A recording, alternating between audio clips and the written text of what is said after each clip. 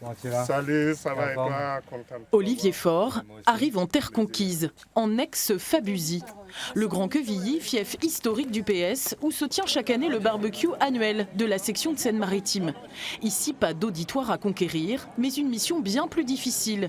Réchauffer le cœur des militants, même parmi ceux de la première heure. Il y a un an à peine, vous étiez moins nombreux ici et nous étions moins nombreux partout. Moins nombreux parce que nous avions pris un coup sur le crâne. On va reprendre, on repart de la base, on va reconstruire notre parti. C'est vrai que parfois on a eu tendance à dire on n'aurait peut-être pas dû faire ça. Là il nous a rappelé ce que François Hollande a fait et c'est important de l'entendre de nouveau. Il vous a fait déculpabiliser, c'est ça? Oui. Espérer faire renaître la petite flamme auprès de ceux qui restent en vue des prochaines européennes. L'enjeu est crucial, même si Olivier Faure ne s'interdit aucune discussion avec d'autres à gauche.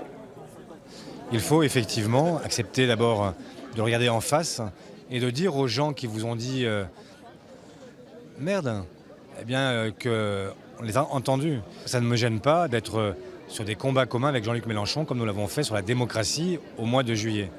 Mais je ne veux pas non plus d'accord d'appareil qui se traduirait par une forme de mélange des gens. On commence par les preuves d'amour et on verra après s'il y a l'amour. Pour l'instant, donc, chacun chez soi. Et du côté de la France insoumise, il ne peut en être autrement.